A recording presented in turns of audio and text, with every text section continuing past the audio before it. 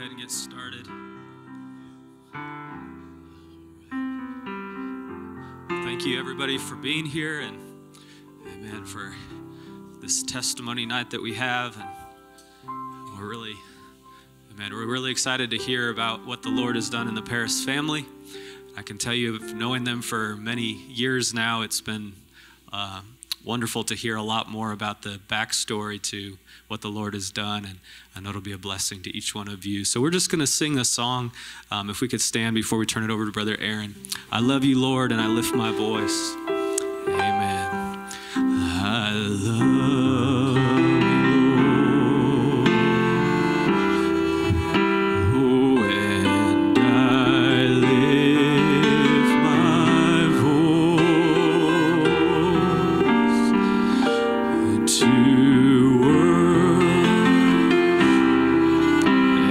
what we're here to do with our testimony, with our lives. Oh, my soul, rejoice and take joy in what you hear, in what you hear. Oh, let it be a sweet sound. Oh, sing it one more time. I love you, Lord. Oh, I love you, Lord. And I lift my voice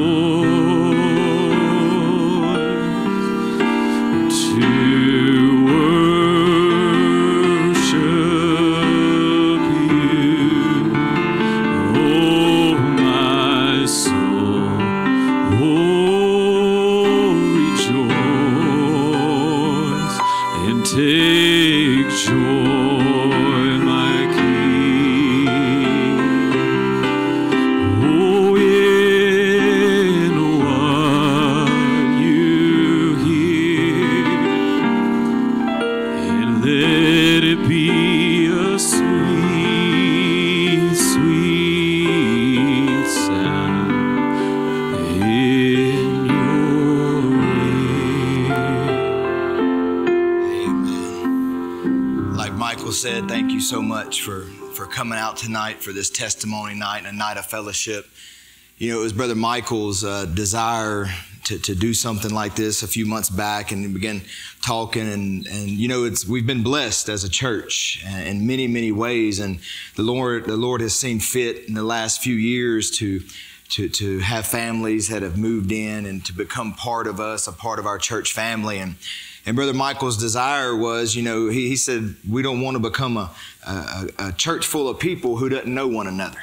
And so we wanted to have opportunity for people to give their testimonies, not only to give them opportunity to share, but to give us opportunity to learn about them and know their backstories, like Brother Michael said. And so I first met the Perises a little over 2 years ago at the Easter camp that we had here, because we couldn't go down to the youth camp. So we had a meeting here, and I guess coming up in August, they will have been here 2 years. I believe it was in August, about 2 years. And it's been a pleasure to have them as part of our church family. They've been a real blessing to many. And so tonight, I just want you to join me in welcoming them as they come to share their story about what God has done in their lives.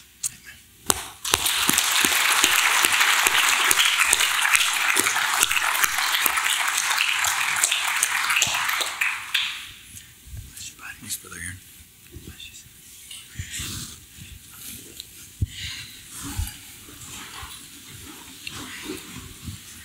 And I guess kind of the format that we want to talk about a little bit tonight would be to take your lives as individuals, briefly, your childhood, your upbringing, bring it right up to the point of where y'all met one another. Yeah. And then from there, obviously, it'll be a story that you can tell together. But what we'll do, if it's okay with y'all, is we'll start with you. Okay. and your upbringing, your childhood. We'll start right at the very beginning. Where were you born? Yeah, I was born actually just outside of Washington, D.C. My folks had moved down from upstate New York. My dad was a police officer, and so he started working with an agency there in the District of Columbia. And so I was born in Virginia, so just across south of the Potomac River. And but I would actually grow up most of my life just in the inside of Maryland. So born in Virginia. Yeah. Your dad is a police officer. I was trying to find the Mason-Dixon line in there. You was close. It's close. Very you was close to it. So your dad was a police officer. Tell me a little bit about your home life as far as was your family believers? Yeah. My earliest memories were church, home church. My parents got saved when I was probably 2.5 or 3 years old. My dad's mom was a believer, had attended some of Brother Branham's meetings in upstate New York. So the message was very early in their family. So church, nobody knew what really a church was outside of, they'd left the denominations, and so you just had church in your house. So I remember people would come through our home like Jackie Benton, Ned Iverson, Ron Walbert, and different ministers would come through and preach. Now, most of this, was it in your home? Yeah, they would actually come to our house. And what kind of group did you have meeting there? Just family mostly? Or just family, and then a couple of other family members. And a pastor eventually moved in and established a little church there. So we did, in the early years growing up, have a church there. So at some point, it seemed to me like y'all moved out west. Is that right? Yeah, we did. My dad took a job as a welder in the oil rig industry, and a guy that he knew kind of took us off to South Dakota. So we lived in the very southern part of South Dakota for a little while, about a year. And we just had tapes to listen to. So it was like being in the desert nearly, you'd say spiritually. So I'm probably 8, 9 years old at the time. And spent a year there, and then spent the next 2 years, 80, 81 in Oklahoma. So what part of Oklahoma? Claremore.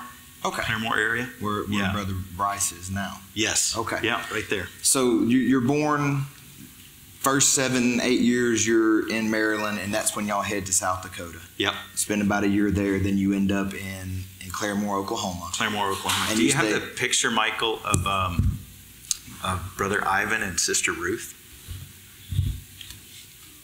I ran across a picture today. So while he's looking for that, when you're in Claremore, do y'all have a church there? Yeah, there's a church. I think there were 2 churches there, if I remember correctly. It's pretty little, but I know we went to 2 different churches there. But my dad didn't really feel connected spiritually in that direction, and he wanted to get back to Maryland. My mom did really bad because that's where they felt like home was. So we ended up moving back. Well, while we're there, 2 things. There's a connection even with this church that you made while you're in Claremore. Yeah.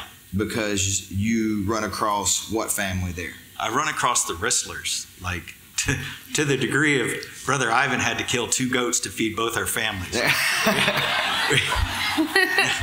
I guess I haven't disclosed. I'm from a family of 9 kids, so I'm number 3 in the chain, and so I've got 5 siblings. So there's the first 4 of us. So that's in Maryland before we go out west. Did you find the other picture, Brother Michael? Okay. So there's a picture I found today of Sister Ruth's dad and her standing with my dad, and they got a picture. So that would have been 1979, 1980. So at this point in Oklahoma, are there already 9 of y'all? Kids? Yeah, so the whole band is together there. Literally. That's why it took 2 goats. That's right. Why it took 2 goats. So at this point, y'all moved back to Maryland. Same town? Nearly the same town, the same area for sure. Yeah, but a different house. But the same folks, the same people that we fellowshipped with before we left. We came back to the same area. And your dad goes back to being a police officer? Goes back to being a police officer, and actually as a teacher. That's so right. He kind of was into teaching. He had a degree, so he could kind of run both sides. Did your mom work? No, Mom was too busy. Mom was a stay-at-home raiser. It's hard to work with. She worked. She worked. She worked with 9 kids. She worked. Dad worked really hard too. I don't remember a day my dad not working hard.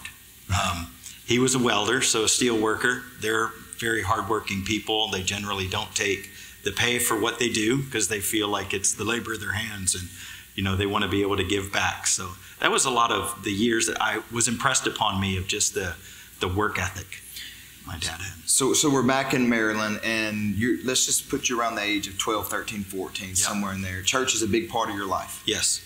Yep. And you made mention even, did your dad lead songs? Yeah, my dad led songs for a number of years. I don't really remember how many. I remember sitting in the back of the car. I mean, you've got all the kids piled in a car, and somebody's got to pick songs because Dad's leading song service. So that usually fell my lot. So I'm going through the Only Believe songbook, picking my favorite songs for song service. You had an influence on the service at a young age. Very young age. Yeah. So we hit high school, and I had a memory. I even remember the type of chair that I was sitting in. I was probably 12 years old, and it had the chrome, like it's sectional. So it had like a long bench, but each chair had its own they were all connected, and they had the chrome handles and like a teal vinyl seat, pretty slippery. But as a 12-year-old kid, I'm sitting there and I'm hearing the preaching, and he's preaching about Pharaoh and Moses and just how Pharaoh was used as a tool, but Moses was elected of God. And I was like, oh, that would be the awfulest thing to turn out to be a Pharaoh. I would not ever want to be a Pharaoh. I want to be a Moses. Good call. But as a young person, that impressed me. Sure. But not feeling God ever deal with me in that regard, but just as an understanding that God has elect, but God also has tools that he uses that he discards after use. Yeah. So at a young age, you recognize the need to be a Moses. Yes. So you have church is a big part of your life, but would you say there's ever an experience with God in your youth at all? No, not beyond that. That would probably be the only, if you call that an experience, an understanding. But that was it. So when you hit your high school years, would you say, did you begin to drift from church? Yeah. As a 15, 16-year-old, I saw the need for money. So I saw the need for a job.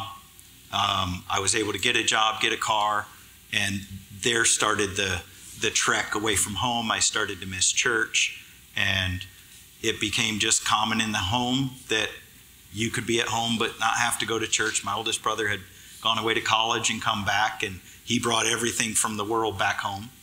And so those were the years where church became less of an influence. You graduate high school and you don't stick around, do you? No, I don't stick around. I was 18 years old, and I'd met the military recruiter at high school, and I wanted to be a cop. I wanted to be like my dad. But I had this problem with age. You can't be a cop until you're 21 and carry a gun. But the Marine recruiter said, we'll let you carry a gun right out of boot camp. Like, no problem. And that was pretty attractive to me. So I signed up for 6 years. Like, why not? You can be a Marine, carry a gun for 6 years, and that'd be great. So for timetable's sake, what year are we in right now? We're 1989 going into 1990. And you sign up and they're shipping you to boot camp where? The week after I get out of high school, I'm on the bus to boot camp Peris Island, South Carolina. And this is about the time we're starting to have trouble in the Middle East. Yeah. 1990, 91, somewhere in there we have Desert Storm, right? Yeah, August of 1990, I think Desert Storm kicks off. Look at that fella there. Mm-hmm. My goodness. Yeah, I was. So Desert Storm starts, and the way it works, if I remember right with you talking to me, is you're in training to go, but the war only lasts a few days. It lasts 100 days, and I'd come out of boot camp, gone to a school. They sent me to another school, a special ops school for anti-terrorism, because that was a big deal in the world, Beirut, so 85.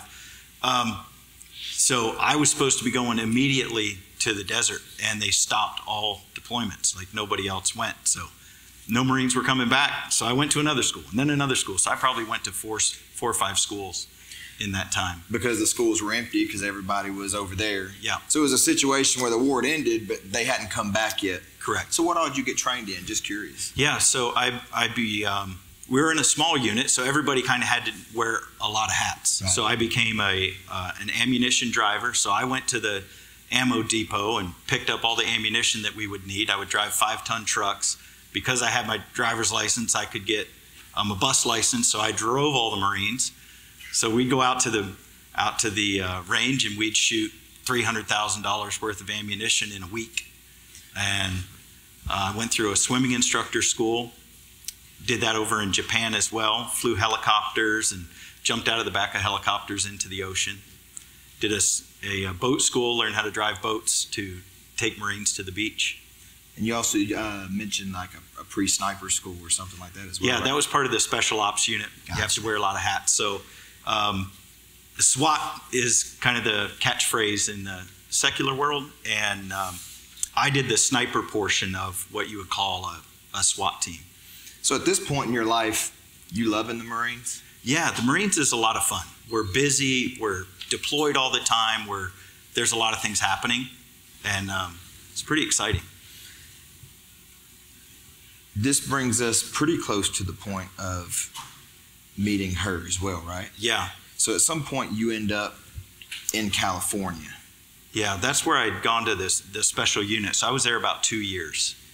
And we were deployed a lot, but on one of those deployments I came back and I met Debbie.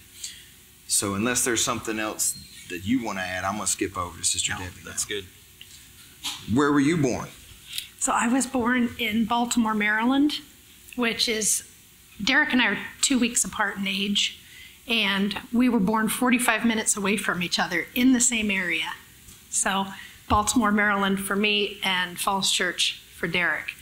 So my dad worked for Levi Strauss, and when I was 5 years old, he got transferred to California. So when I say where I'm from, I don't often say Baltimore, Maryland, because I didn't grow up there. I don't have any real connections there. I say that I was raised in Napa, California, which is the Wine Valley. That's the area I grew up in.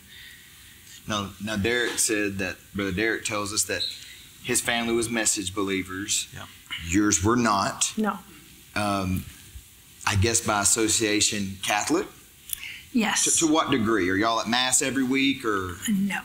Easter, Christmas, Catholics, and I don't think it was even every Easter and every.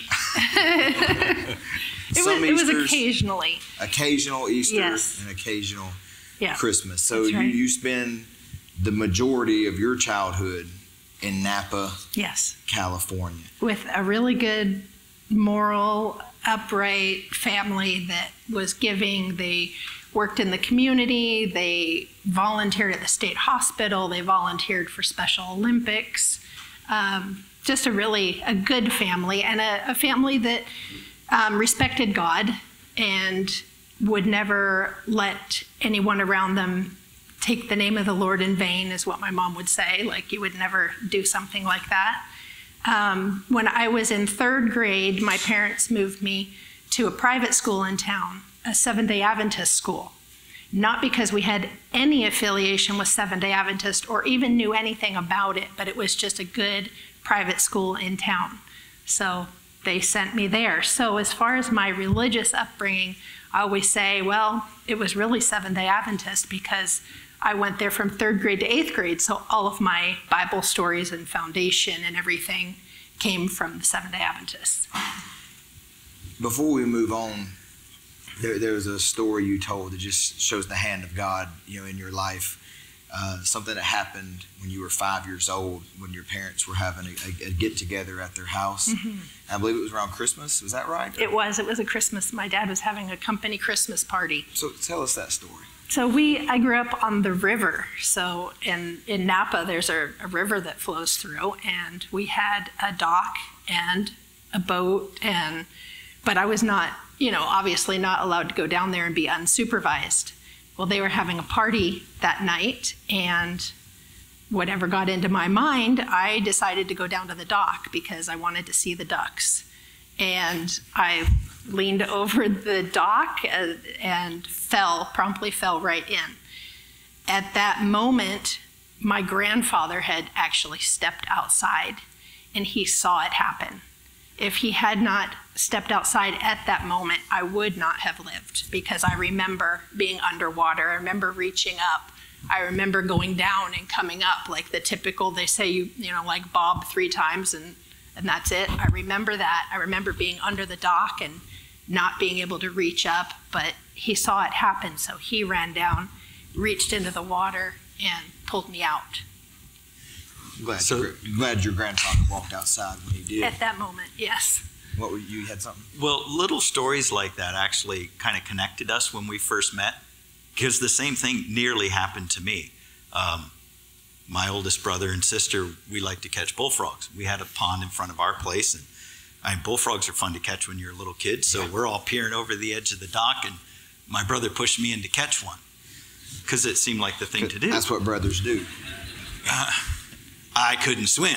I'm 5. So I tried to doggy paddle or something, but I'm just going down. And my sister just reaches into the muck of the pond and feels around and feels my hand and pulls me out. You were the same age? And I was the same age, 5 years old. 5 years Yeah. old. We talked the other evening, and you mentioned another neat story that I think the people would enjoy. At some point, you ended up getting moved to a Catholic school. Is that right? In 5th grade. And there's a story about your first Holy Communion that I think is very interesting, because you had all these lessons in the Seventh-day Adventist church, and now you're with the Catholic church. Those two don't necessarily see things exactly the same. No. And so tell us about the first Holy Communion, that whole thing. Yeah, so with the Catholics, you normally you're 5 years old. I happened to be 10, so I was late going through it, but you go to classes before you're allowed to take that first communion. So I went through all the classes, and I don't remember them at all, but I did it. And then at the end of the classes, you're supposed to go to a priest, meet with a priest, recite your little thing, and confess your sins. And so I went. For some reason, it wasn't a confessional box like they normally have. I actually went to his office, and it was just him and I. And he's, waiting for me to recite my thing and tell my sins. And I'm 10 years old, and I look him in the eye, and I said, if Jesus died for my sins, and the curtain rent from the top to the bottom, which means I don't have to come and confess my sins to you. I can tell it right to Jesus. And he just looked at me and he said, go say 10 Hail Marys. And promptly sent me out of his office. So he didn't even have anything to say. But in my heart, I was like, all right, that's the truth. Because he didn't want to deal with that.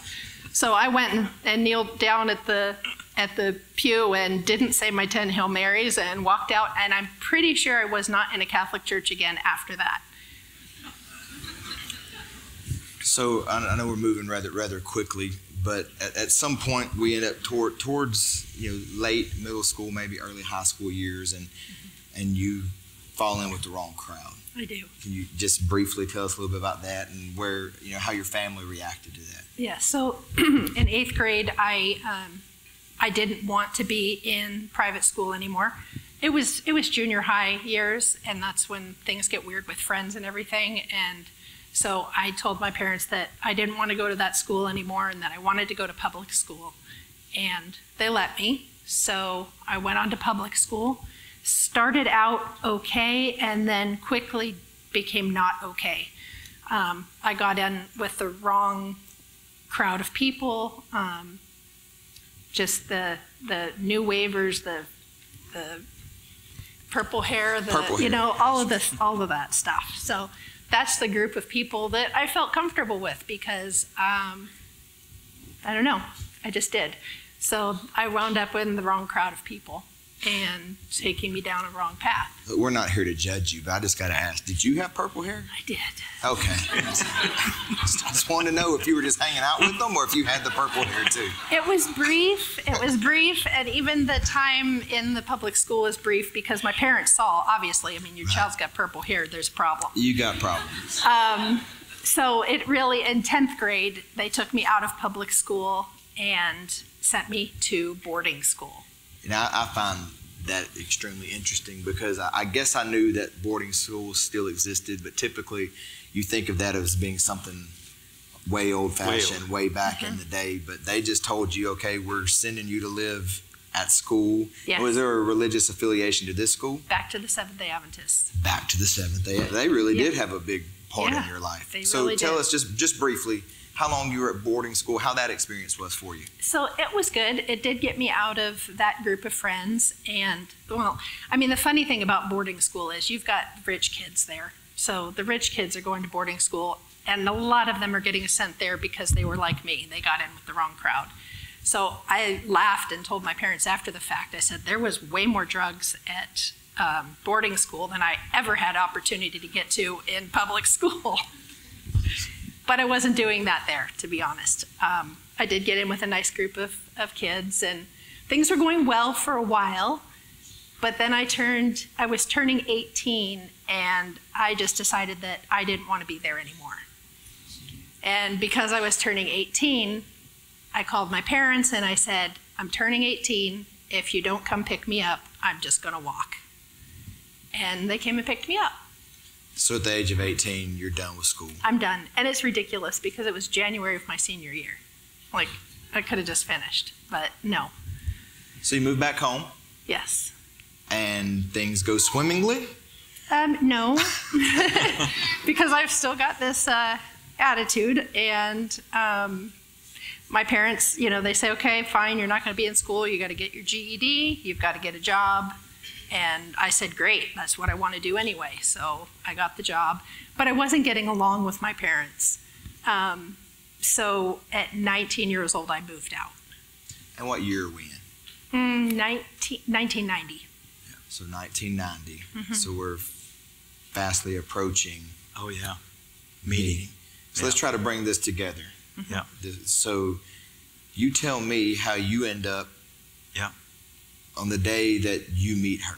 So the base that I'm stationed at is on the Oakland side of the San Francisco Bay Area. And a lot of times the guys on the base would either stay there or they'd go to Sacramento or go to San Francisco. And one of the guys said, let's go to Napa. And I'm like, well, what are you doing in Napa?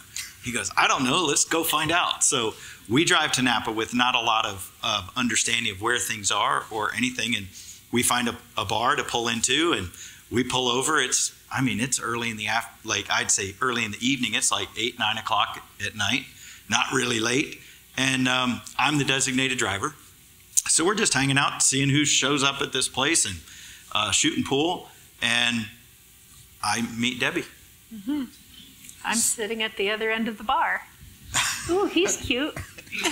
Are you in uniform? I have to know. No. Okay. I looked like it because I didn't have any hair. I got you. Yeah.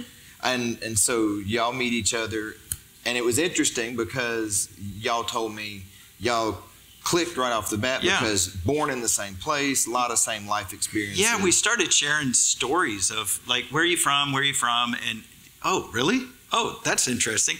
Oh, that happened to me too. Oh, that's kind of weird. So, and then she tells me she's going back to Maryland the next day. So we just really connected. Instantly connected. Instantly. To the level.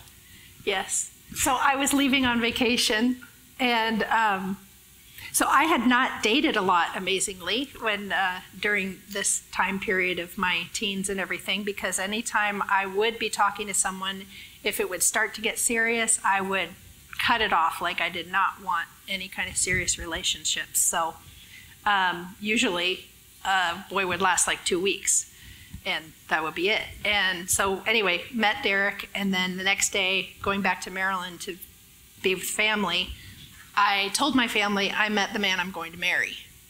She didn't tell me that. I took it so far as to go to an antique store on this trip and buy something that looked like an engagement ring and put it on my finger and wear it for that whole trip because I did not even want anybody else to even talk to me. She was sold. I know. So you didn't know y'all were getting married? No, I had Later revelation. later, but not long. So take me through this whirlwind relationship. You're in the military. Yeah. You're deployed? I get deployed like immediately within a couple of weeks of us meeting. That is, we met in July, and this is November. So July of 92, Yep. and this is November of 92. This was like our first pictures together. So, You get deployed pretty quickly. I get deployed twice in this he'd time already frame. been deployed in October. I came before back that. for Yeah. this Marine Corps ball, and then I got deployed again in late December, early January. It wasn't a trip that we were planning, but it ended up being almost 4 months long. We got stationed up in Bremerton, Washington. It's kind of funny. I remember being there and saying, "You couldn't pay me $1 million to live in this state. It rains constantly." I mean, where did I live for 25 years? That's how it works. Yeah, right there, yeah. So at some point, there's this, I don't know how to put it, rational decision Yes. that y'all should get married. It wasn't necessarily your typical thought process on marriage. No, it was fairly practical. Well, we really liked each other a lot. That helps. So we wanted to spend time together, and I'm getting ready to be a permanent duty station change from the West Coast to the East Coast.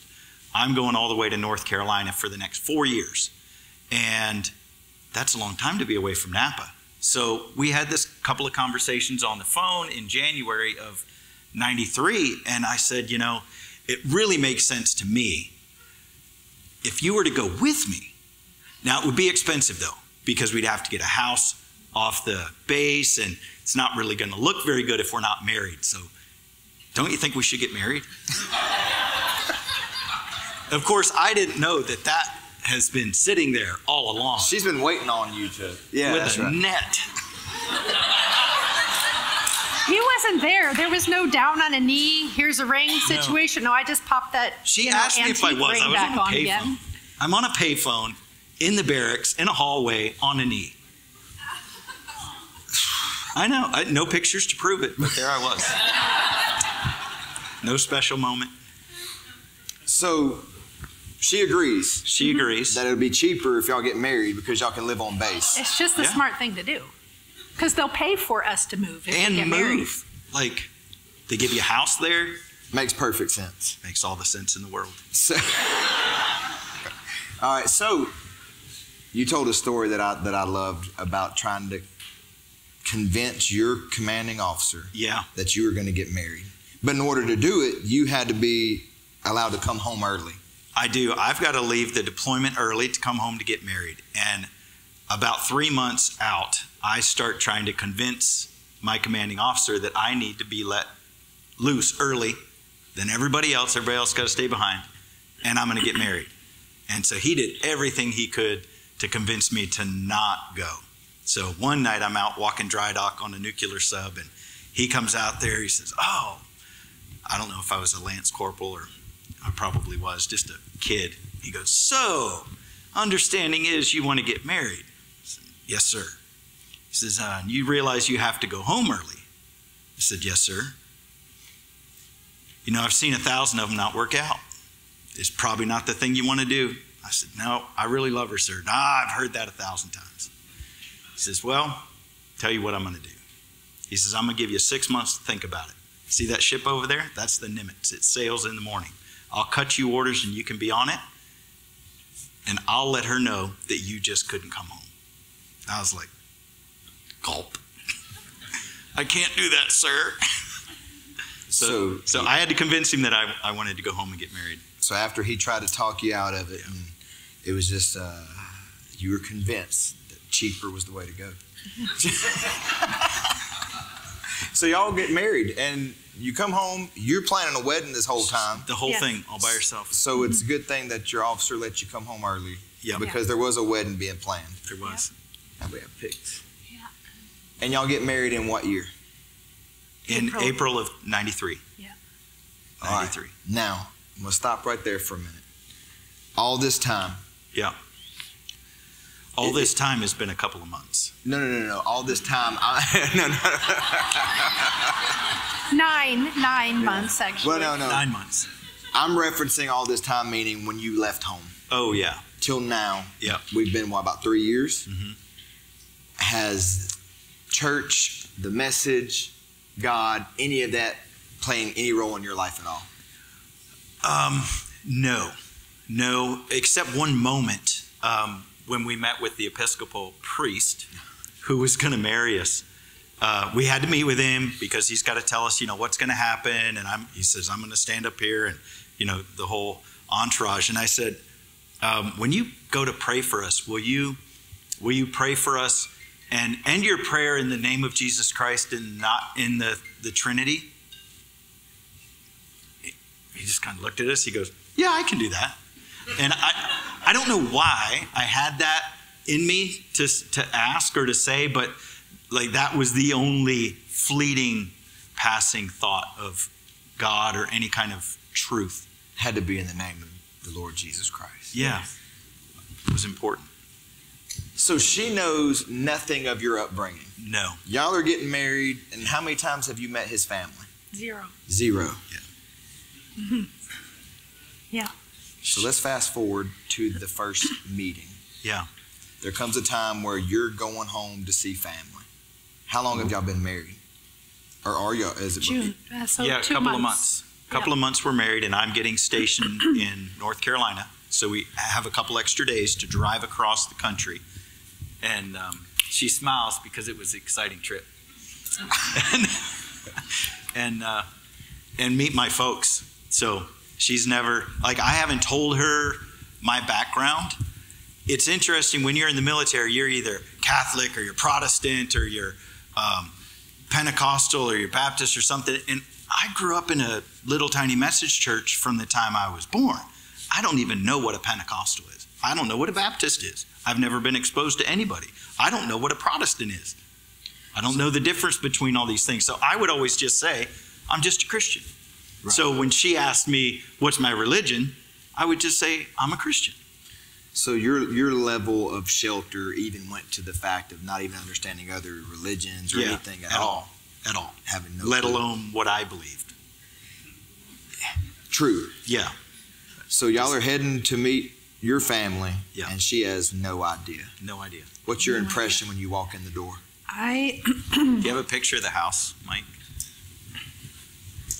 So I lived out in the country. It was in the middle of a cornfield. Middle of a cornfield in a house built in 1740. And I walked into that kitchen, and there before my eyes was the little house on the prairie.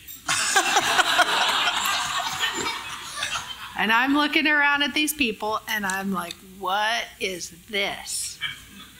Now, my religious experience is Catholic and Seventh-day Adventist. I don't know anything else. I have never seen a Pentecostal person in my life. So this blows my mind. I'm like, wow, okay. That's great. But they're nice people. They're really nice, and I loved them right away. At this point, how many of your siblings are living in the house? Yeah. How many of your siblings are still there? Wow, I think only 2 are gone. So it's still a house full. Yeah, at least 7. The full Peris experience. Yeah. All the kids. Is there anything? All the kids. Is there anything to do with religion that takes place on this trip? Is there? I asked his mom a couple of questions. I mean, I can't even remember what was said. The only thing I remember her saying is she had not cut her hair in 25 years. And I said, not even a trim? And she said, no, I have not cut my hair in 25 years. I'm like, wow, okay. That's it. I didn't delve into anything. I didn't ask more questions. I'm like, that's good. So lead me up to when questions start getting asked, or when you do end up going to a church service, or any of that? Yeah, I think that's a long ways. It really is. Well, was this the time where they start sending you books? Yeah. Yeah. My parents they started trying when to we were in plant North Carolina. seeds. Yeah. So they would send us. We'd get a little package in the mail every once in a while of a Only Believe magazine, and another one would come, and another one would come, and sprinkled in and This around is that like would be June 1992. So the a message book here and there would be thrown in, a cassette tape now and then of a service. of a service, and I was just like, I'd flip through them and then put them in a box. Another one, put it in the box. Well, then we would move. Like, we would move from North Carolina to Napa, and then we would move from Napa to Seattle area, and all the while, here's the box. And Debbie's like, can we just get rid of the box already? I said, no, the box comes with us. It's just a box. Just bring the box. Just bring the box. I'm like, throw the box away. We don't look at it. We don't read anything. Like, can we just throw this away? I mean, I guess you understood it was religious literature, but nothing beyond that. I tried to read a message book or two that would come in, but I didn't even understand that I was reading a sermon. I was trying to read it like a book more, and so I'd get a page or so into it and not really understand that I'm reading a sermon. Right. Like, I had read The Footprints on the Sands of Time when I was a kid, so I really loved the stories. I really connected at that level, so I had a respect for anything that had to do with the message from that point. Right. But it didn't go beyond that, but I knew that it was special, and I dasn't throw it in the garbage, because that would be terrible. We may not listen to it or read it, but we're not throwing it in the garbage. We're not throwing the garbage. No, the box not on comes my with watch. us. That's right. The box comes with us. So y'all moved back to Napa. Yep. At some point. We moved back to Napa. I get a job working in sales for a packaging company. It's my first introduction to coffee. Actually, one of my customers was a coffee roaster. That led to another transfer up to Seattle, where we took a territory covering Oregon, Washington, British Columbia, and Alberta, Canada. And that's where I was in the Seattle area, where we spent a good number of years. So we did skip this, and it's okay. We don't have to Sure. delve into it. But at some point, your 6 years is up. You said, I'm done with the Marines. Yeah. And it was for the sake of family. Yeah. Yeah, Debbie had a lot to do with that. I did see what the lieutenant colonel was saying about 1,000 people make the wrong choice. I was starting to see that was real. But the wrong choice was the Marines. Correct. For me, staying in would have been the wrong choice for our family. Mm-hmm. So you go into sales. You live in Yep. the Seattle area. Mm-hmm. And at some point, and if I skip too far here, stop me, y'all go back for a family reunion. Yeah. Yeah, it's gotten to be about 2002. We're in Seattle for about 4 years at this point. Yep. We've tried we've had Rebecca at this point. 2001, 2, yeah. Yeah. So I got out of the military in 1996. Okay. So we kind of flashed over a couple of years there, but Rebecca was born in 97 while we were in Seattle, or the first year we were in Seattle. And we tried to try church. She wanted to raise Rebecca in a Christian home, and I have this concept of what a church service should be like. It's a house. Quite closely resembled a house. And I would. Anytime we went to a church that had stained glass windows, I'm already on my heels. And I would ask Derek periodically over the years. I wouldn't push too much, but I would try to understand, like, I needed a denominational name. Like, what is this? What do you believe? What were you raised? Give me a name. And he couldn't give me a name. He would say the spoken word, the message of the hour. And I'm like, I don't get this. I need a name. Neither did he. honestly, He didn't get it either. No, that's right. So, yeah. Was it during this time that you're trying to buy a house? yeah. That's a great story. You got to share that story. Yeah, so we're trying to buy our first home, and I'm out of the military, so you qualify for certain benefits, and I find this mortgage company that has all of this, portfolio that all they offer VA things, and it's uniquely called Eagle Mortgage. So I was attracted to that, Eagles, that was pretty cool.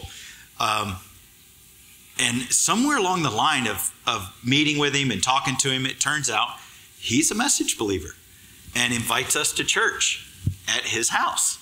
Perfect. Yeah. I mean, I thought this was we're going to have our house. We're going to be able to go to church. It's in a house, and he has the Only Believe songbooks, and he plays a guitar and preaches. Like, that's exactly what I remember from being a kid. But something just didn't click. And I couldn't put my finger on it. And I don't think Debbie could either. But it was almost like a feeling of us four and no more. There wasn't really a spirit of, I don't know how to explain it. But at that point, I was like, it feels a little weird. And there probably was only about 4 of you.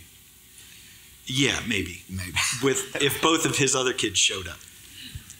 We could explain it now. We couldn't explain it then, but there was no life. Right. Yeah. There just wasn't any life to back it up. Yes. So we weren't attracted to it.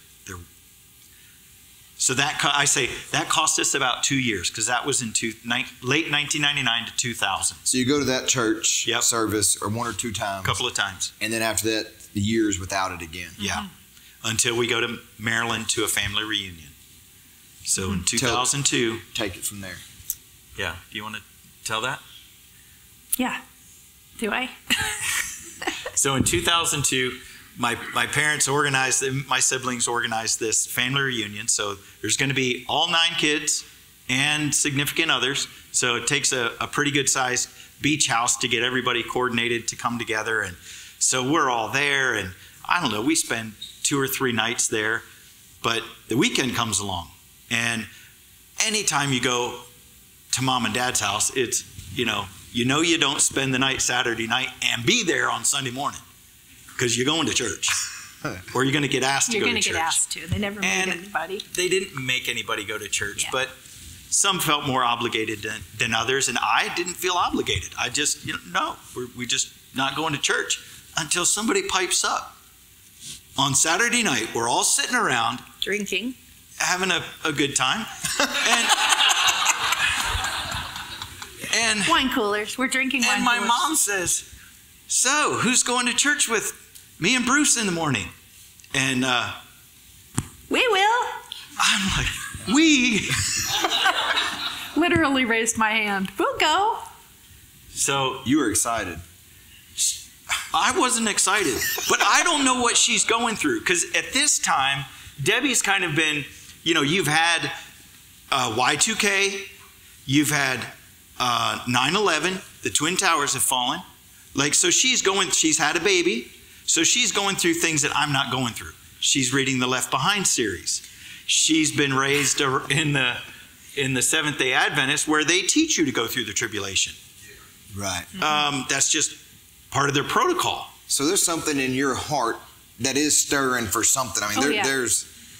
Yeah, I'm on depression medicine every day. I'm on anxiety medicine as I have panic attacks. So Left Behind series. And I read the Left Behind series, and I'm, like you said, God bless Kirk Cameron. Yeah. I know I'm unsaved, but I don't know how to be saved. And so this is just an opportunity to go to church. You're all about it. I am. Yeah. So how's that service go? So this is in Delaware. And it's a small church, like a metal frame building, and maybe 30, 40 people are there. The guy preaching I actually had grown up with as a kid, so I relaxed instantly. It's a message church, and we're sitting all the way in the back. So Rebecca's maybe 4.5 years old at the time, and we're just sitting there and listening, and it's a good service. And all of a sudden, I'm noticing that I'm crying, and I'm not feeling any emotion, but tears are running down my face. So I grab Rebecca and put her on my lap, and I'm like trying to hide behind her. I wouldn't want anybody else to see this weird reaction that's happening. And I have nothing, no butterflies, no excitement. I'm crying, and it's getting worse. I'm not sobbing like you'd say, crying like that. I'm starting to snot. So now I'm like, I wipe my nose on Rebecca's blanket, and I'm like, this is really strange. I mean, this is really strange. I don't know what's happening. So they dismiss the service, they sing a song, and everybody gets up, and I'm gone. I get in the car as quick as I could. We drove separately from my mom and dad. I got in and closed the door. I was like, whatever just happened in there, I don't know what that was, but that was really weird. Like, I didn't expect anything like that, and I've never had that happen before. And immediately I wanted to withdraw. Right. I wanted to get away. And I was affected in the service enough that I'm hearing things that are kind of questions that I had. So it made me go, maybe there's more to this. Like, I want to know more. You're finally getting a little bit of a window into what he believed all these years. Yes. Or what he. So I've got to go back to work, thankfully. I mean, whew, long ways away, 3,000 miles. So I'm going back to Seattle. So I catch a flight, I think the next day, and Debbie and Rebecca are going to stay with Grandma and Grandpa For another week. So I asked Grandma, so where, like, how can I find a church that's near us? And she says, well, there is a church in Canada. And I said, great, that's 3 hours north of us. Right. I need something like in Seattle. Right. She said, well, reach out to them and maybe they can help you find something that's close to you. So I do. I send an email to Cloverdale, and I get an email back pretty much immediately because I send this email on Monday, and they tell me that they have outreach meetings in Seattle once a month on a Friday. And the next that's one's great. going to be... And the next one's like a month away because I guess they had just had one. Yep. So that would put us to the end of June when we went for that. Now, are you willingly going to this? Oh, it's a month away. I say sure.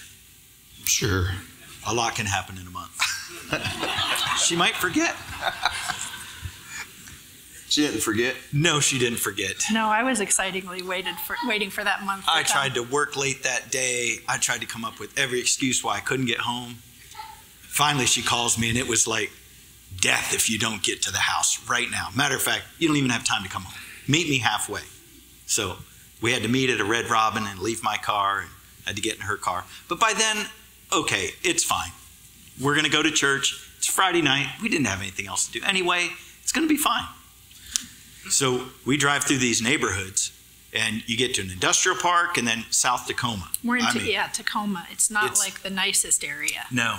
So we have an address, and that's all we have. We don't know if it's a big stained glass windowed church or if we're back to house meetings. This is pre-GPS. Are you MapQuesting it? MapQuest paper, not happy.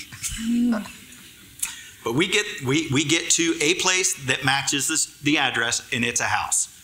So we walk through the door, and there's folding chairs set up in the living room. There's Only Believe songbooks on the chairs. I relax. This is comfortable to me. He says, yep, this is it. I said, oh, this is it. It's a house. It's a house again. So we know Martin Woolman here pretty well. Right. Martin comes over. It's his wife's parents' house. Okay. So they're Ukrainian, not Russian. They're Russian, not Ukrainian. I knew that. Sorry, Deanna. So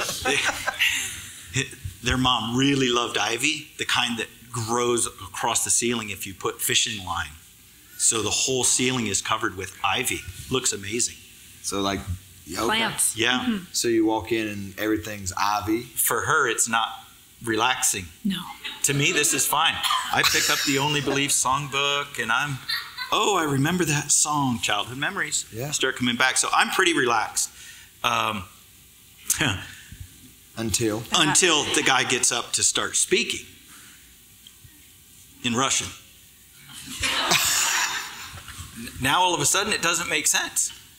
We're in the wrong place. So the centurion, simple believer. I figure I'm a simple believer. So I just bowed my head and I said, I'm not a believer at this point that I know of. And I say, God, if I'm where I'm supposed to be, if I brought my family where you want me, I need to hear like you made it possible on the day of Pentecost. I need to hear my own language. Peter Ivanenko, up he comes, and he starts interpreting for Brother Mahmoud. Okay, I relax again. Prayer answered. Yeah. So that's, a check in the right box. So I'm relaxed again. And a few 20, 30 minutes later, they're not always on time. The folks from Cloverdale, the outreach team, rolled in. John Andes and a bunch of sisters, Callista and Margaret, they would all came in, and the atmosphere was all of a sudden on fire, like singing and just worshiping the Lord. And this was totally different from what I remembered growing up.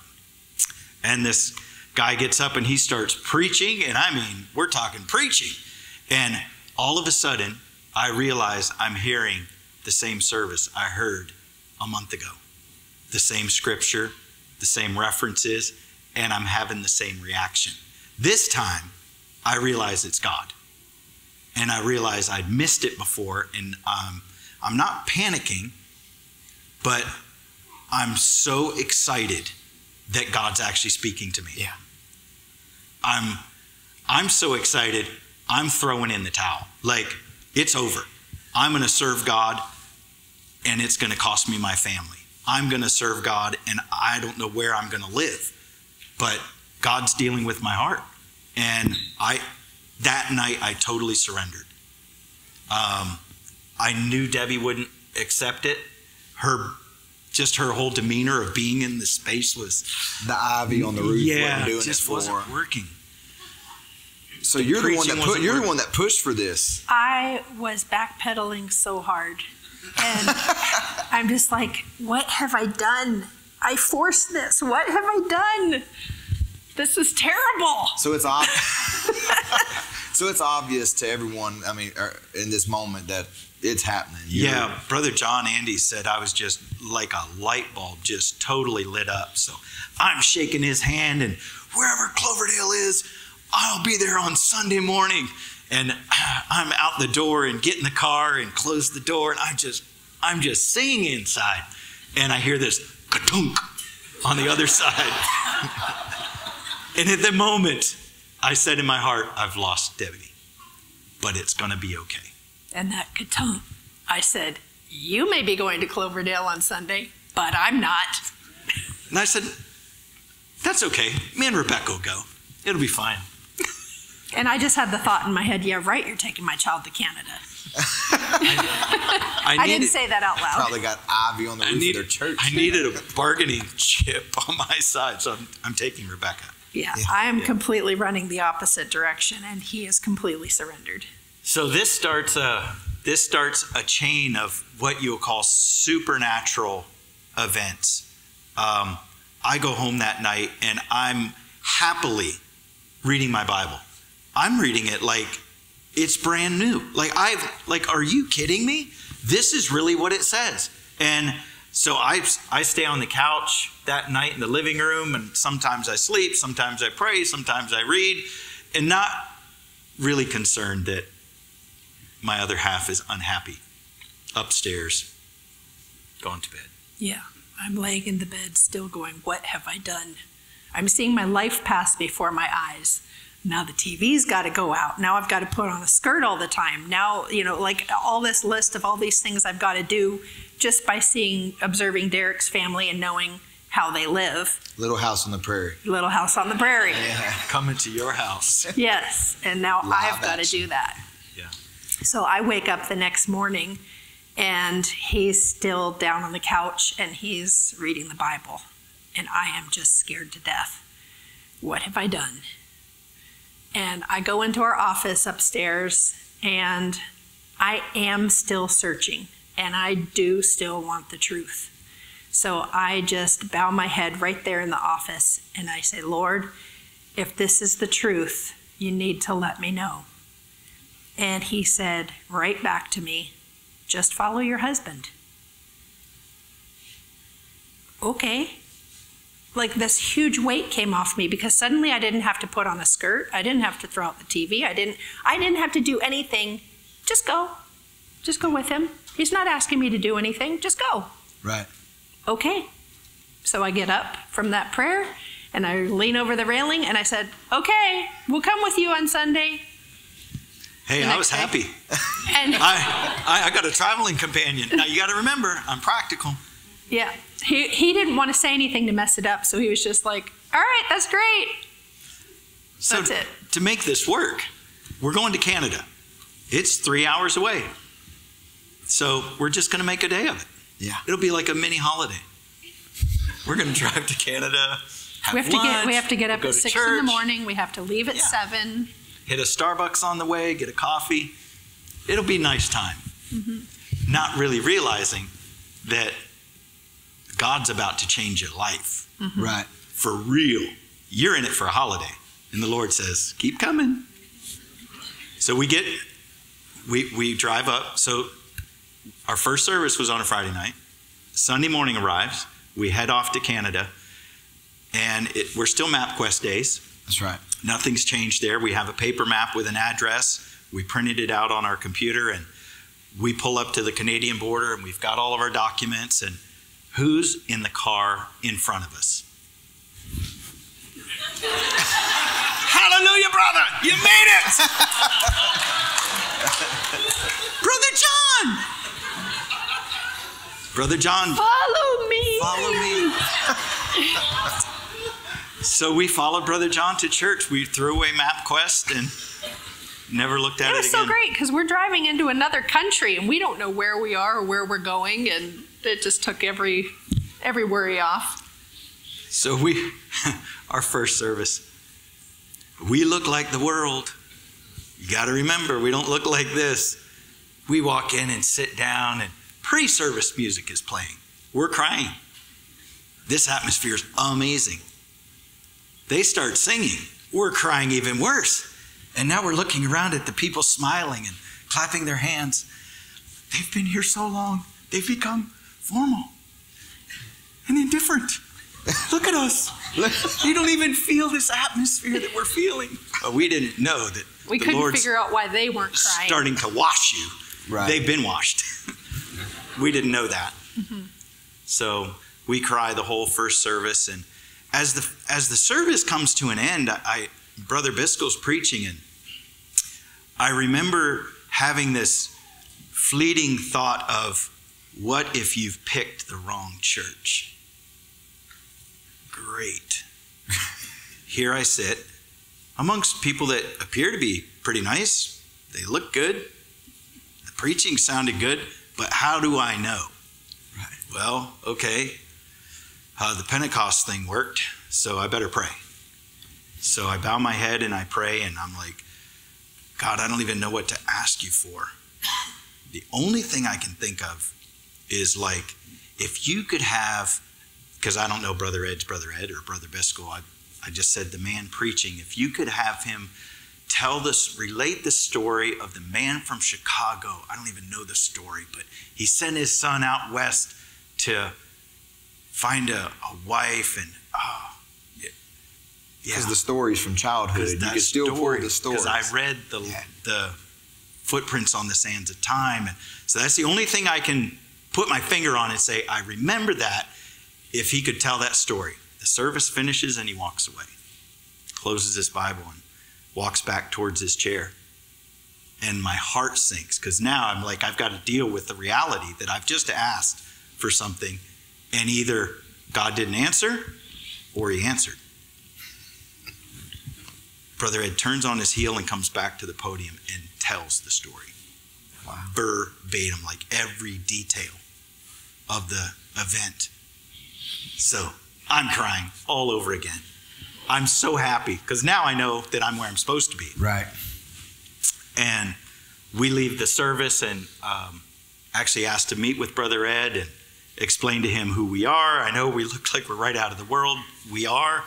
And he doesn't, he's very gracious. The Yes. interesting thing is, Derek has a military background. So he has a very orderly way of doing things. And kind of like the centurion, or saying like, I know what power you have, Jesus. You just say the word and this will happen. Yeah. And so he kind of approaches Brother Ed in that way, and he asks to attend his church. I don't want to just come here and just like show up. Like, I want you to know I'm serious. I want to be baptized. Yep. I want to attend your church, and I'm serious. Yeah, I'm not going to be a fly-by-night. In, out, half in the world. We're here. We're here. We're committed. Were you committed? I was more committed. You're getting there. Yes, but I still have questions. I have kind of the same question, not is this church okay, but is this the truth? Because I've seen Catholic. Right. I've seen Seventh-day Adventist, but I know neither of them really had the truth. They had partials, and I wanted to know that it was the truth. So you leave there, you got to get baptized. I'm getting baptized the next Sunday. So spoke to Brother Ed, and he said, that's fine. You can get baptized next Sunday. So my day is set next week. So take us through that. Yeah. So we come up the Saturday before. They're having a fellowship. I can't remember at whose house, but they had a fellowship. A bunch of people came over, and so we're just kind of mingling, and I'm hanging out with some of the brothers, and Debbie is hanging out with some of the sisters, actually. So I'm sitting off in a chair, just kind of watching everybody, just kind of taking everything in. And this lady just comes up to me. So, when are you getting baptized? You know her as Kathy Morgan.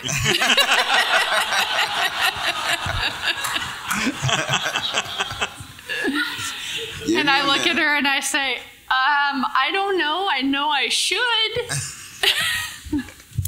So this is the night. That's the night before you're getting baptized. Yeah, that's the night before. So we get to spend the night with a very nice couple, Mike and Debbie Gagne. Brother Ed said that he put us together because we were so much alike. So we got to spend the night with them, and we just sat around for a couple of hours actually before we went to bed and visited about the scriptures. And Brother Mike is a phenomenal student of the scriptures, is a Sunday school teacher, so he's very patient and able to go through different scriptures with us. And we kind of came across talking about a fleece, and explained it to Debbie in a way that she grasped it to the level where, hey, maybe I need to ask the Lord for a fleece. So that night, I'm getting baptized in the morning, so Brother Mike has 2 separate rooms, so I have a room to myself, so I'm able to go and pray and as much as I'd like to and not be disturbed or not disturb anybody during the night. And Debbie got to think that night. So I'm sleeping in the other room with Rebecca, and Rebecca has gone to sleep, and I'm just laying there. So when are you getting baptized? Thinking about that, I was like, I don't know, what am I? So I'm praying, and now here I am laying in this bed, and I am going to ask the God of creation to give me a fleece. Who am I? I'm a worm. This is what I'm telling him. I'm a worm. I'm nothing, and I'm going to ask you for a fleece. Lord, I'm not worthy. I don't know what to ask you, but would you please just show me something? And that's how I leave it. So I don't ask for a specific thing, but I just humble myself and ask him for something. So we go to church that morning. We get up and head off to church, and we're driving our vehicle, and Mike and Debbie are driving theirs. We're map questing it. So, you take this turn, and when you get there, you take that turn. And we're in the car. We're in the car. Go ahead and drive. I'm driving, and I'm watching her look at her Bible. Now, I've driven thousands of miles with this girl who gets sick if you hand her a map. You could be lost in Chicago. You could be lost anywhere. If you hand her a map to try and get help, she gets sick. And I'm like, what is she doing? Why is she reading? She's going to get sick. Great. We're going to get to church, and she's going to be sick and have to sit in the car. On your day. On my day. And she's going to miss it. This is just working out great. So I'm not really excited, but I dasn't say anything because she's reading the Bible.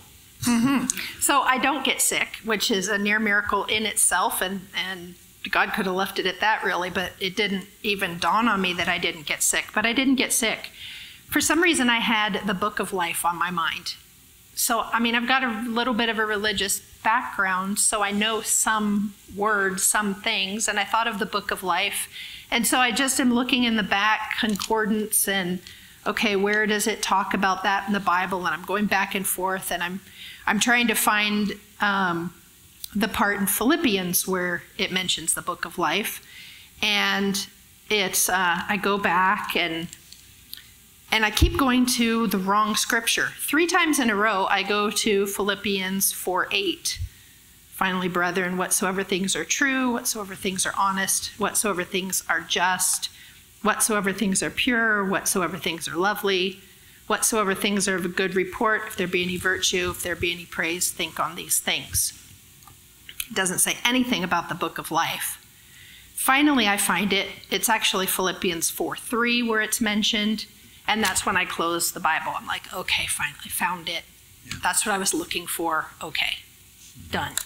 So I put the Bible down, and we get to church about 15 minutes later. And I'm not sick. Not sick. Same atmosphere. We're crying. It's awesome. It's great. Brother Ed comes up and takes the pulpit and says, open the scriptures to Philippians 4:8. And I've got my Bible, and I say, and out the door I go. On my day. I'm disturbing his day. I don't know what's happened, but this isn't good. She just walked out. He'd barely read the scriptures. And a few minutes later, she comes bustling back in, and it's my day. I'm really trying to pay attention in this traffic. And then I get a tap on my shoulder. And one of the deacons, I'm like, really? Yes. And he hands me a note. So it's for Sister Debbie. So, okay, so I'm handing notes in church. We definitely didn't do that in the home church. No, that was not. So I open the note. The note says, Sister Debbie, didn't realize that you were Brother Derek's wife. Yes, it would be fine if you got baptized today.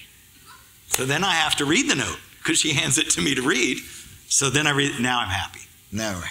We're back so to when being you happy. left, you went to find somebody to tell them you want to get baptized. Yeah, I was going to find anybody, somebody. So the man that was just song leading is coming around the foyer. Yeah. And I see him, and I'm like, he was just up there. He must be good. So, like a good person to talk to.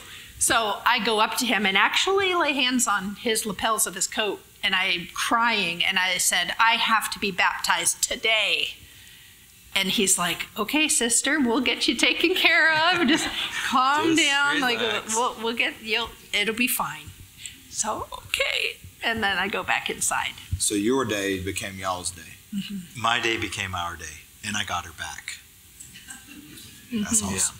Yeah. So y'all are baptized, and what year is this? This is 2002, July 11th. So we've come from meeting in a bar in Napa, which the odds of you even being there are incredible. Minuscule.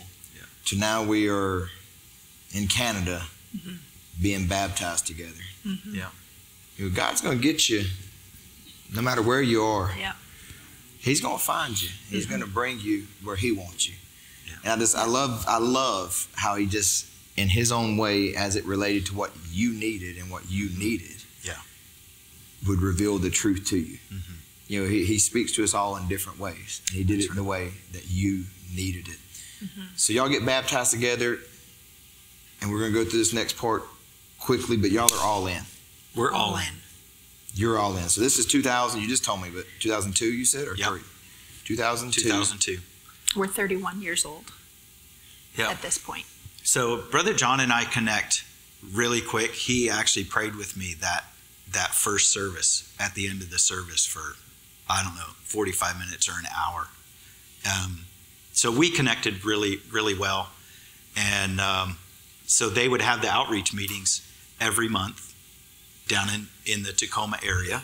And so I helped, came right along with helping arrange the meetings. We decided that having a house meeting with ivy on the ceiling maybe not attractive to newcomers that might not be used to this. Worked for me, didn't necessarily help for Sister Debbie. So maybe we could get a building where we could have meetings. So very early on, we got into the logistics of getting a building, setting it up on the Friday nights. We went to Friday nights every week right away. So I don't know, it was probably 2 or 3 months in. Brother John said, I think Eugene was leading songs. Brother John said, can you sing? I said, well, I've ever picked songs. I pick songs for other people. Yeah. Yeah, I can lead songs. So I started leading songs pretty much right away. On the Friday night services. The outreach meetings. So immediately involved, and then you also began to work in missions as well? Yeah, within a couple of years. It was actually after, I think it was a school Christmas concert that we had for Bible Way Christian Academy. I was doing because I've been leading songs in Seattle, I did the MC for the school. Rebecca was in the school at this point because we moved up to Birch Bay. And I asked Brother Ed to come up and open in prayer. And he said, well, we've been looking for a new song leader, and I'd like to introduce you to our newest song leader. So that's how I became the song leader in Cloverdale, was at a Christmas concert. So MC intermission. I didn't see that one coming. No, that caught me off guard. Now go ahead. So from there, it was about 3 years. I started working in missions full time. So right along, I think Brother Tony Abma at the time, and then I was the missions director until Kim Dingwall took over. Now a lot of people here, I say a lot of people, quite a few knew you from working at the camp. Yeah, up there. What year does that take place? So that takes place in 2009. Yeah, David's 18 months old at this point. We've come through his miraculous healing, and the kids are really little. Rebecca's like maybe 11 at the time. So we get asked to go out to the camp and kind of be security. So a lot of people's recollection of the camp is kind of tied to Brother Ron Spencer. I think most folks know that Brother Ed called him and said, you'll be our first speaker. Right. We've just bought Mount Baker Camp. So he speaks that fall. And then the next summer, we go out to the camp to look after it for the summer. And at the end of the summer, I asked him, because I think Brother John Lay had started to come back down here, because he was helping out a lot at that time and carrying the lion's share of the workload there. And it came to be August. I said, who's the new crew? Me and my family are going back to Birch Bay. And they said, oh, well, we haven't been looking for anybody. I said, that's pretty sneaky. So you're just going to leave us right here? So, yes, yeah. That became a big part of y'all's life. And how long did y'all run the camp? We stayed there 2009 till... we lived on the grounds for 8 years. We ran it for 10. Yeah. Now, one thing that I didn't realize until they got here and we had conversations is I always thought of the camp as like a message camp. You know, that's just a couple of times a year. But this was 365. Yeah. All kind of different groups using this camp, and y'all were running it. Give us just briefly the scope and size of what y'all were doing there. Yeah, so we had a 40-acre camp, 35 buildings. Debbie was the head chef. I was the sales, operations, and logistics, and the kids were in supporting roles as they grew up. We cooked, on average, 23,000 meals a year served. I didn't cook often. I did burgers in one of those. Somebody quick find a picture of David cooking. I mean, Brother Derek cooking. He's in trouble. Our average group size. Look at that. He's cooking. There we go. Our average group size was 125 campers, but we did have groups like when Cloverdale would come up to like 400 when it was really big. Of course, there was a lot more people helping for that. So we'd serve 10,000 campers a year. Yeah. So it was a pretty busy operation. We were most days, most weeks, y'all were there running. Mm-hmm. Yeah. I really subscribed to God can give you inspiration beyond what in your normal scope of understanding what you're able to do. And one of those instances I didn't share with you the other night was we got the opportunity to build a sport court. And it's on the side of a mountain, so there's not a lot of level areas to play. So having a basketball court would be awesome. So I got some funding kind of squirreled away, and Brother Ed was able to pitch in on another large portion of it, and then I got a concrete company to commit to a portion of it. So I get a guy with a bulldozer and an excavator to kind of level out a spot. And he leaves for the weekend, and we're supposed to pour concrete on Tuesday. And he's not coming back on Monday. I think it's Memorial Day weekend. And the concrete company stops by on Friday. And he's going to, I don't know if you know the term shoot grade. I don't know what shoot and grade is. And he's going to take the highest point and the lowest point and see what the differential is. It's 9 inches. I said, well, that's not bad, right? He said, well, that's going to cost you a lot of money, probably an extra truckload of concrete. The sport court's going to be 125 feet long and 50 feet wide. And I'm panicking because an extra truckload or two sounds excessive. I don't know, a couple $5,000-$6,000 of concrete. So I'm really burdened and under the strain of I don't know how to make this happen before Monday, before Tuesday, because the concrete guy's coming and that contractor with the excavator has left. So I get in the van and I drive to Bellingham. I didn't send you a picture of the sport court, but around a concrete project, you generally have boards that support the walls where the concrete's going to, and you've got these posts like every 8 or 10 feet, 12 feet, holding up those boards. So in my mind, I'm driving to Bellingham and I'm thinking about how am I going to level the sport court? And the Lord dropped a thought into my head of make a grid square. Make a grid square.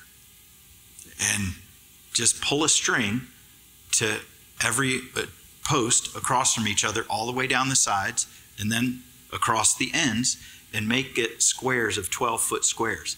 Level the squares up to the string and your sport court will be level. Like that took a second. And on that inspiration, by Monday, we leveled an entire 125. The concrete contractor was blown away. He showed up on Tuesday morning saying, how did you do this? I said, 5-gallon buckets and some string. And we leveled the whole Maybe sport he court. didn't communicate inspiration to everyone like we want to say. We took over a camp. I was a mom that cooked for a family of 6. Yeah. He worked in missions, had sales background. We were doing something that we had never done before. No one trained us. How do I know how much potatoes to cook for 150 people? I have no idea.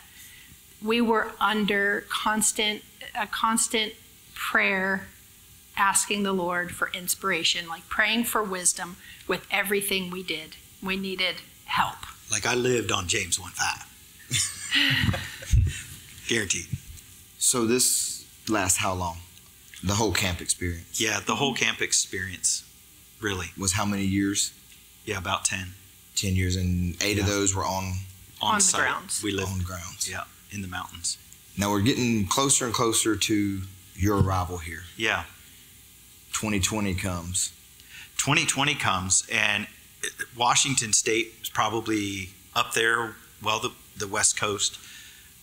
They shut everything down. Like if you were a venue, if you had any more than 2 people show up at any one time, like that was not permitted. So the camp closed like immediately. All of our groups canceled. Of course, we dealt with all churches. All churches were closed. So the opportunity to make revenue completely shut off. So I actually laid myself off in April of 2020. Now we can't go past this without mentioning somewhere right before this. Yeah. You start roasting coffee. Yeah. It was kind of a funny hobby. Like going back to my sales world, I'd been introduced to coffee and we drink a lot of coffee, and I told Debbie, I said, if I could just roast my own, that would be the cat's meow. If I could just roast my own coffee. So she found this little toaster oven, kind of a toaster that you can roast 6 or 8 ounces of coffee beans in it at a time. And I thought I'd hit the big time.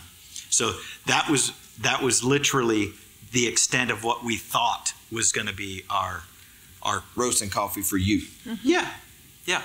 And then we moved off of the camp because I have this underlying feeling in 2016, 2017 that 50's within reach age-wise, and I don't see myself living at camp for another 20 years and retiring. You pay your bills. Right. It's a nonprofit. There's not like a big retirement program for anybody. I've got a young family. We're not in church very much. I need to move off ground. So I met with the board and let them know what we were thinking and how we could make this all pencil and make it work. So we did. We bought a house in Blaine in the end of 2016. Very, very nice place, and the Lord really helped us out a lot. And so we set up this little tiny coffee roaster in the back shed, so I could have coffee on the weekends, and I could roast coffee. And somehow a neighbor found out that we have this little coffee roasting thing going and asked for 4 pounds. And it took us like 8 hours to roast this coffee on this little tiny thing. I'm like, this isn't going to work. I said, hey, this is a great opportunity. I know we don't have a lot of money, but we should buy a bigger roaster. So we took the next couple of months and we found a bigger roaster that roasted 3 pounds at a time. And that was our next, cat's meow moment. So you start roasting coffee, thinking possibly another revenue stream. Yeah. This could supplement the offset maybe some of the camp time. So when we're not busy at the camp, I could stay home, roast coffee, and start building up some business in that regard. And so Debbie showed somebody the coffee and they loved it. Well, they own an espresso stand. Well, an espresso stand uses a lot of coffee. And now I'm sitting at the coffee roaster for 8 hours a day, 2-3 days a week. I can't do that. I have a camp to run. Need a bigger coffee roaster. Absolutely. It's just natural. It makes sense. So we started looking for a bigger coffee roaster, and I mean, it would take time to tell the entire story, but miraculously, we get the coffee roaster that I have now. Roast 25 pounds at a time, and so we set that up here in the shop in mid-2019, not knowing that within 6 months, COVID was going to hit and shut everything down. But at the same time COVID is hitting, another coffee roasting company comes up for sale. The Lord is really preparing, like he's creating a path at this time. Yeah. I get a phone call from our competitor's customer who lets us know that the competitor passed away and their business is closing, and could we supply coffee to them?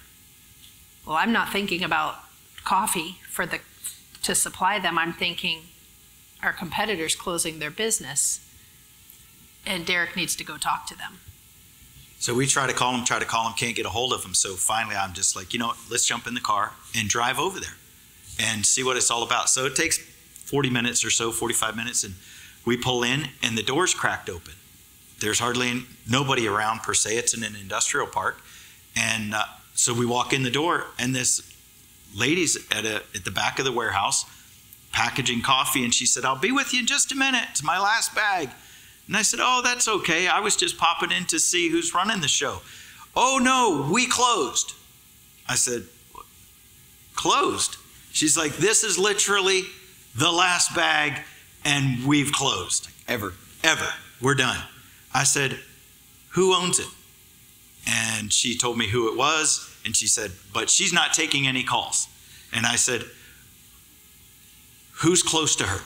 And so she told me her dad, the lady's dad. So I, right there on the spot, reached out to him. And within a couple of days, we drew up papers, and I bought her out to pay her out over the next 2 years. Because COVID had hit, their sales had disappeared. All the cafes, the restaurants, everybody that they sold to had stopped buying coffee. So they thought they didn't have anything. So I told her, well, if nothing comes of it, you aren't out anything. But if I start selling a lot of coffee, I'm willing to pay you on everything I sell. So I did. I was able to pay her for the next 2 years as a widow, and she did pretty well. So worked out good. In a very short period of time, Yeah. you went full-blown coffee business. Yeah, there was almost no transition between the camp and coffee. Like it just blended one Camp right into the other. closed, coffee started up in a major way. Yeah. Now we're getting to the place where we're gonna have to bring this down and wrap this up. And I know we've been here a minute, but I don't want to move on without the opportunity, because you mentioned it briefly about David's healing, and maybe we can't give it as much time as we wanted to, but just for the sake of it, I think it's a great testimony. What was it he was born with? Congenital hyperinsulinism. And explain that Yes. briefly. His pancreas never stopped producing insulin. So where it's like the opposite of diabetes. So when I took him to the emergency room after one of his seizures, they tested his blood sugar and it was 0. So that's where he functioned. So he was put on medications, round-the-clock care, checking on him every 2 hours, trying to keep him from having seizures, trying to keep his blood sugar up. And Weeks at Children's Hospital in yes, Seattle. lots of time in the hospital, Children's Hospital.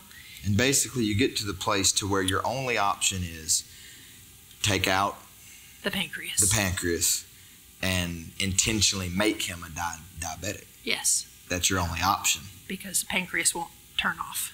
Right. Yes. So y'all end up in, is it Philadelphia? Yeah. Yeah. Children's Hospital, In Philadelphia. Philadelphia, and it is the night before the surgery where they're going to remove his pancreas. And they actually say to you, it's going to be better to take diabetes home with you or something. Yes, so we met the research scientist the night before when we had to sign papers for David to lose his pancreas.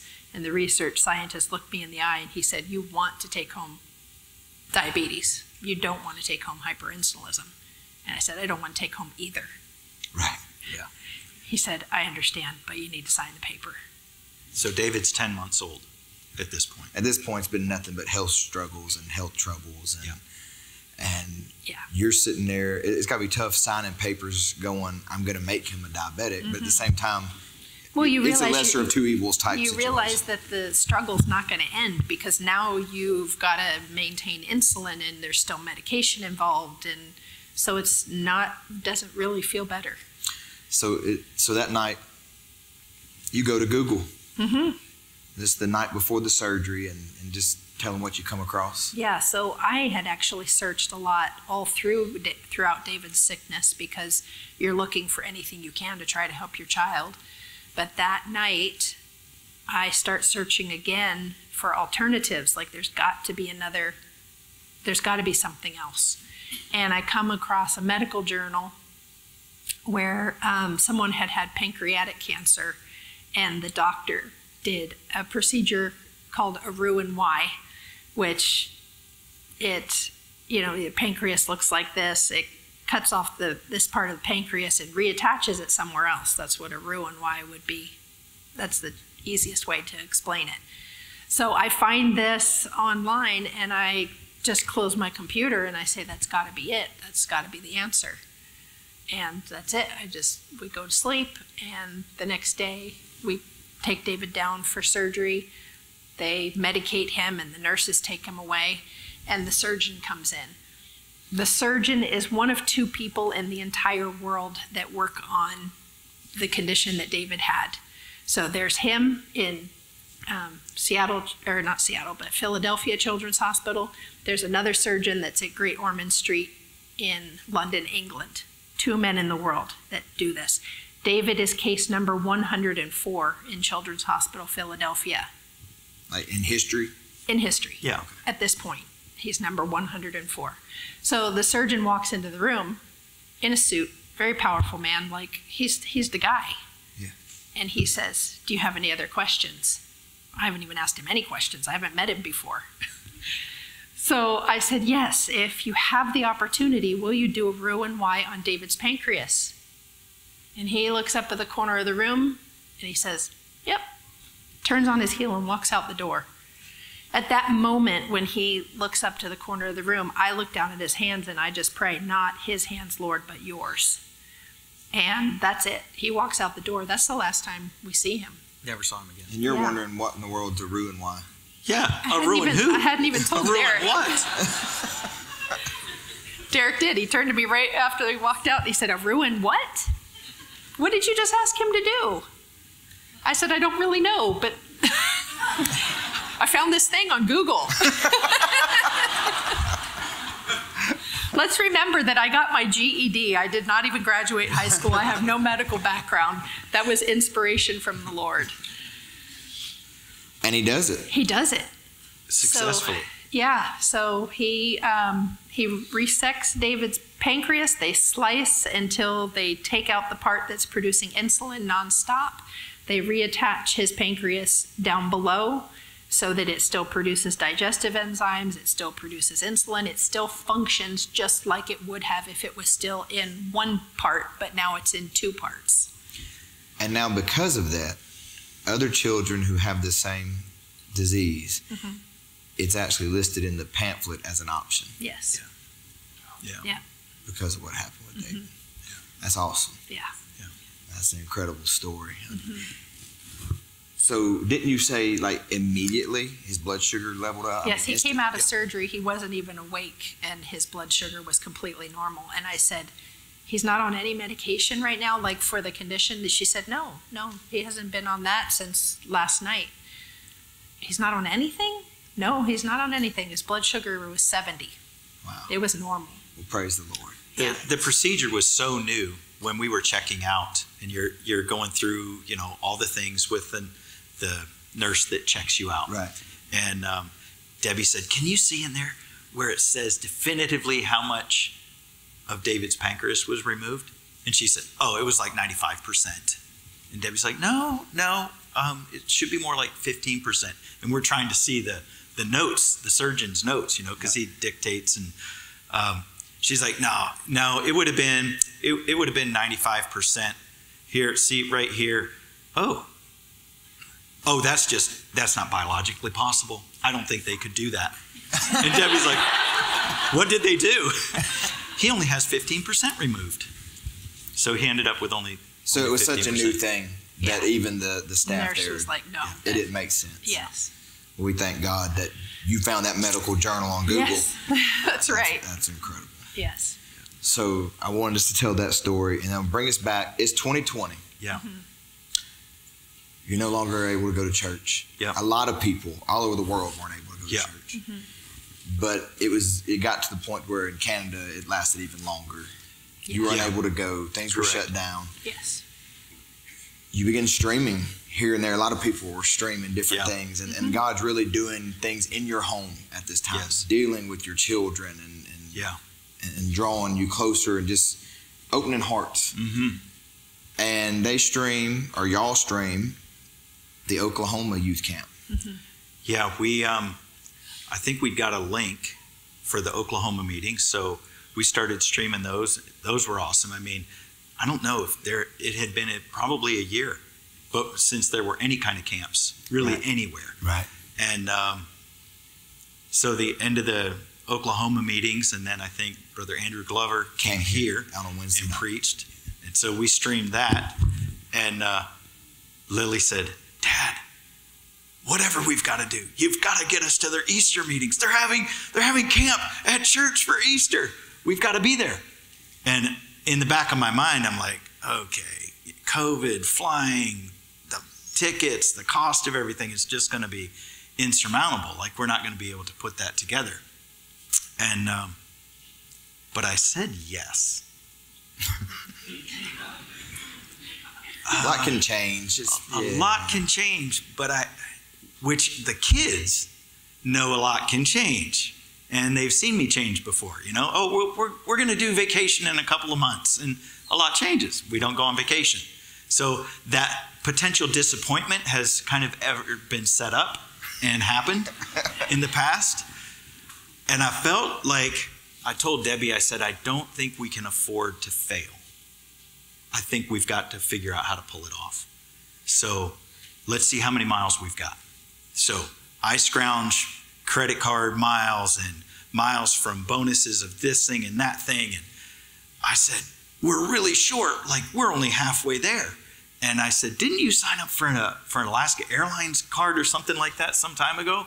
Just to get the miles, and you get the bonus miles.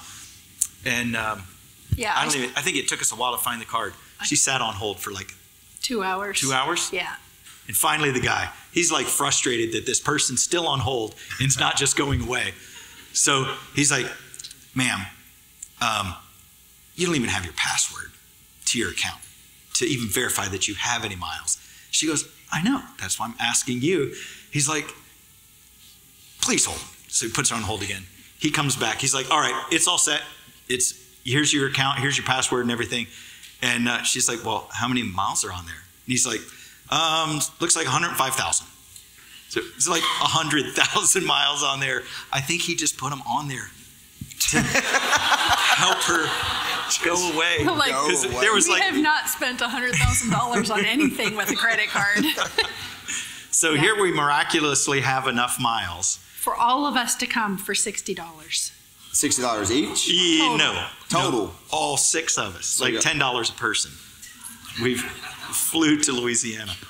Praise the Lord. Yeah. Yeah. And then, I mean, there's a cost to stay. Like that could run you $1,000, $1,500 for a week. Because we figure if we're going to come down here for the Easter meetings, we might as well at least enjoy it and stay for a couple of days. Maybe a week would be nice. We haven't had a vacation in a while. But it's going to be expensive. So I let Brother Timothy know that we were coming, and the kids are looking at Airbnbs and hotels, and the dollar signs are getting higher to the point where it's starting to feel like we need to push back here a little bit. And Brother Timothy said, what if I got you a place to stay for the whole week for nothing? I said, that's better than 60.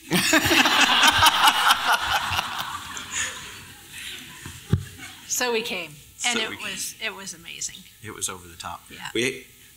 You haven't been in church for a while, and you see God dealing with your hearts. I mean, just from sitting here for a few minutes, you remember what happened to me when I first gave my heart to the Lord.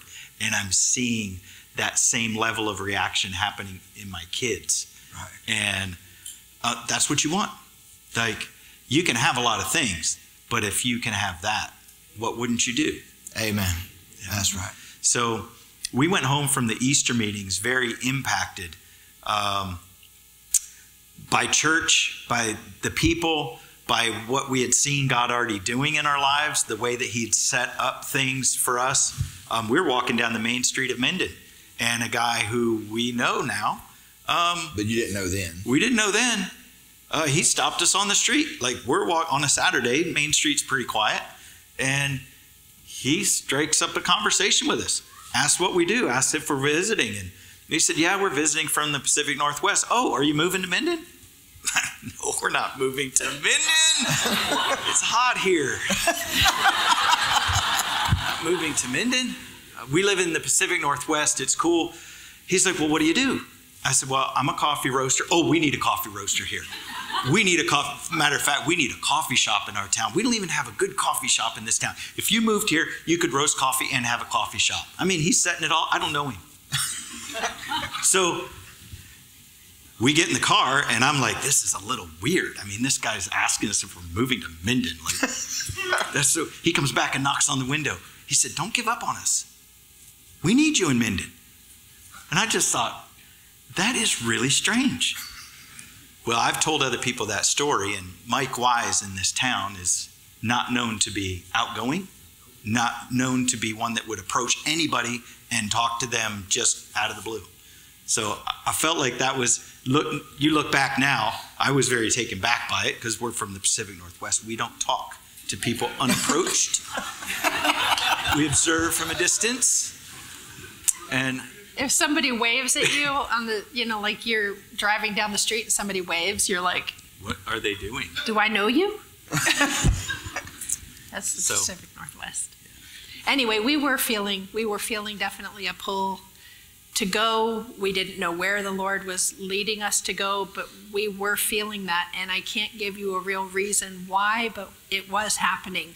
And we had tried to go to Virginia. We had tried to go to Brother Ron's, and those doors closed quickly, hard, twice in a row, and we were like, okay.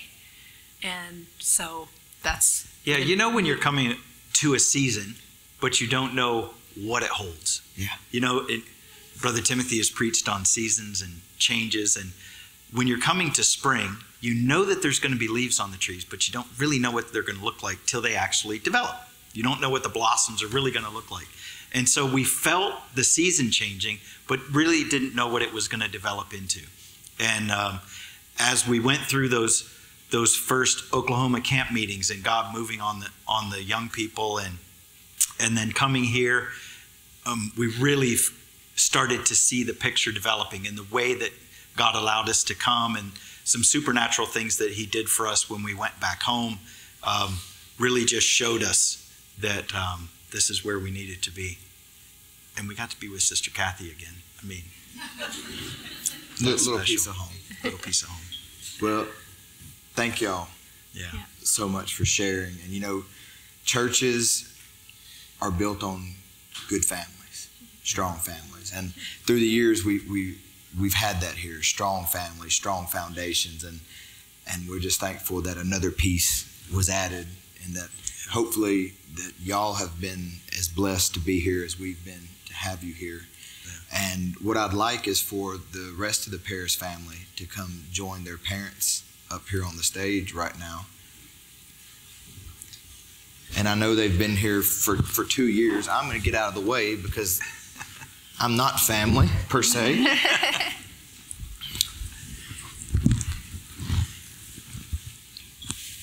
And we just want to say thank you. We're grateful. Thankful to have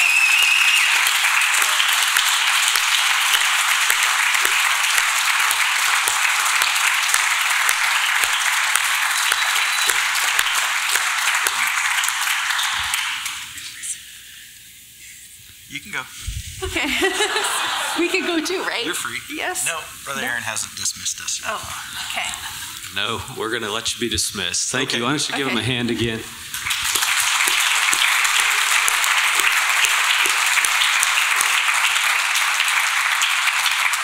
All right. All right. So I know everybody's been sitting for a while. I hope you really enjoyed that time. And amen. So many wonderful things that the Lord has done. Sister Abigail, do you mind helping me with that? With that one. If we could all just stand together. Amen. I think it's just wonderful to hear that no matter where you are, no matter where you're going, if you're a seed of God, he's going to find you.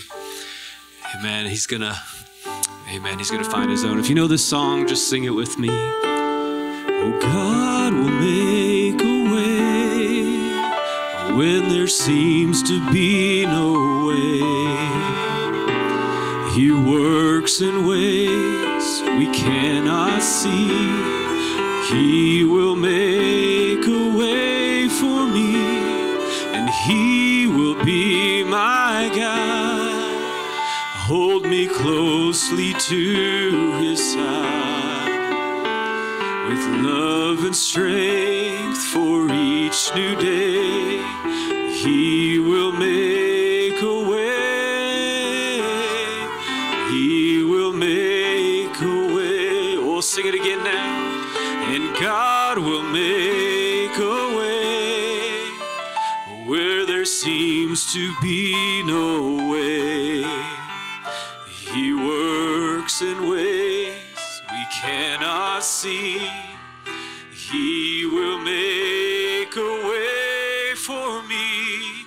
He will be my guide. Hold me closely to his side. Oh, with love and strength for each day.